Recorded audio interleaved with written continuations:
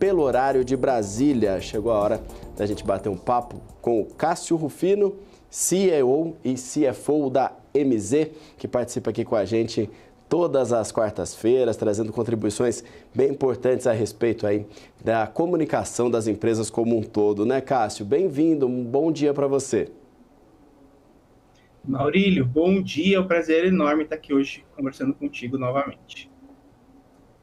Exatamente. Ô Cássio, a gente falou um pouquinho semana passada sobre temporada de resultados, a gente vai seguir nesse tema nesta primeira pergunta, justamente porque nós temos aí um movimento muito importante aí de divulgação ainda desses resultados, mas a gente tem também, em nível global, acontecendo a maior competição esportiva do mundo, que é justamente as Olimpíadas. E aí pode parecer que não tem nada a ver uma coisa com a outra, mas eu acho que tem, porque você, inclusive, escreveu um artigo muito bom que está lá no nosso portal, fazendo um paralelo sobre essas duas questões. E eu queria saber, no seu ponto de vista, alguém que está tão ligado a essa parte da comunicação das empresas, Olimpíadas e temporada de resultado, o que vai dar mais audiência, o que dá mais engajamento? Legal, Maurílio. Esse paralelo, eu brinquei ali nesse artigo, porque é justamente esse elemento que a gente está mencionando aqui. O que está gerando mais atenção? As próprias Olimpíadas ou a divulgação de resultados? Anteriormente, o Gustavo Cruz, que estava ali conversando com a Paula e com o Felipe, estava mencionando duas grandes empresas que entregaram bons resultados, mas uma acabou superando mais a expectativa dos stakeholders, né? Superando essa expectativa, movimentou mais o papel do que a outra determinada empresa que teve um bom resultado, que é uma empresa sólida, mas não superou tanto as expectativas da empresa. E no final, todos esses elementos têm ali relação com o que está gerando mais audiência, o que está criando, qual companhia aberta está criando uma conversa com o público, quem está mais alinhado com as expectativas, com o mercado, porque no final é isso, Maurílio, uma grande companhia precisa criar essa metanarrativa com o seu público, explicando aonde ela está, para onde ela vai. Então, da mesma forma que nas Olimpíadas, cada atleta compartilha uma história única de dedicação, superação, enfim, e que captura a atenção do público, como foi o caso da ginástica artística, que eu acho que todo brasileiro acompanha e vê as meninas do Brasil, enfim, vê também um pouco da própria competidora dos Estados Unidos, a Simone. Da mesma forma, as empresas precisam criar uma narrativa atraente em torno dos seus resultados financeiros. Em vez de simplesmente só apresentar os números, ela precisa contar essa história, porque senão, sem essa história bem contada, ela vai mostrar, vai movimentar lá o papel, vai ser uma movimentação, às vezes, sem fundamentação, Maurílio. É isso, muitas vezes ali no esporte, na Olimpíada, a gente fala que uma medalha de bronze tem gostinho de ouro, talvez por conta desse ponto, né? Por conta da narrativa, da história, o que levou a essa conquista e que não necessariamente precisa ser o primeiro lugar, mas aquele resultado, aquele número apresentado já gera uma admiração, né, dos espectadores e, no caso das empresas, das companhias, dos clientes e também até dos concorrentes, né, Cássio?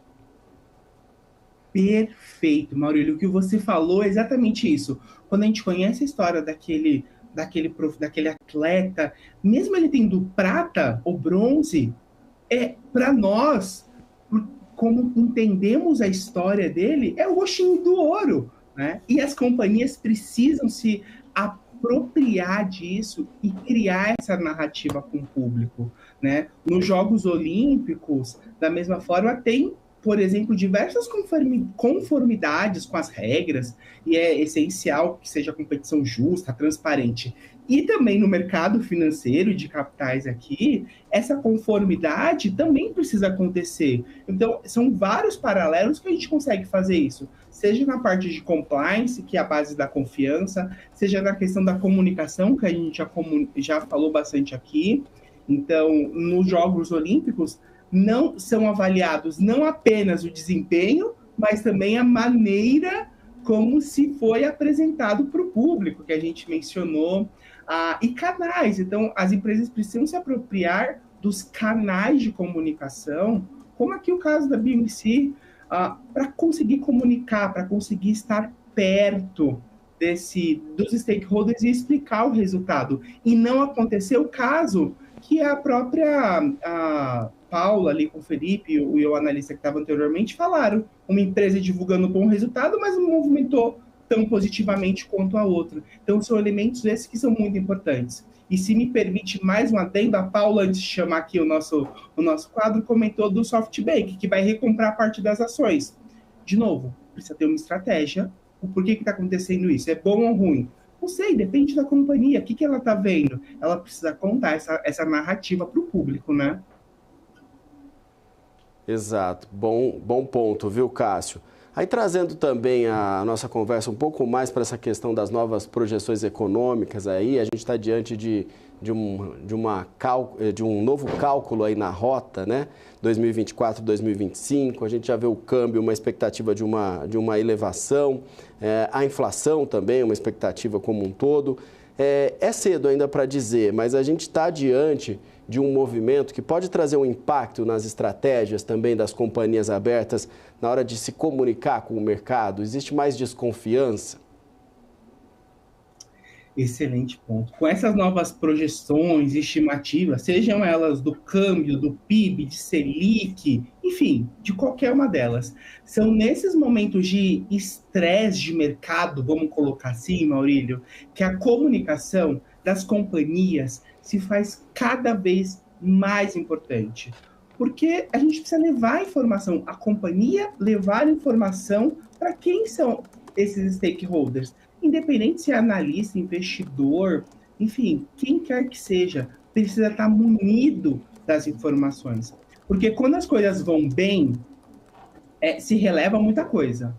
Agora, quando as coisas estão ruins no mercado como um todo, é fundamental que a companhia se posicione e mostre os seus diferenciais, com uma narrativa que traga essa segurança, essa credibilidade para o mercado, explicando os movimentos, explicando os possíveis efeitos disso, explicando até possíveis volatilidades.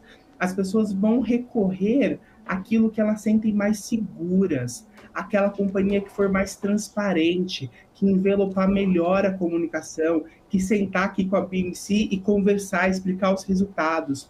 Então, se você mostra que sua estratégia de longo prazo é consistente, independente do que está acontecendo no mercado macro, você consegue explicar de uma maneira super eficaz, Maurílio, os diferenciais que você ainda pode fazer no período e, no final, todo mundo é afetado. Quem consegue se destacar nesse período é quem conseguir contar uma boa história, Maurílio. É isso mesmo, né, Cássio? Novamente, essa importância da comunicação corporativa como um todo. Obrigado, viu, mais uma vez, pela sua participação e por essas contribuições que você traz para a gente toda quarta-feira aqui. Obrigado também ao pessoal aí da MZ. Obrigado, Maurílio. Até a próxima. Valeu. Cássio Rufino.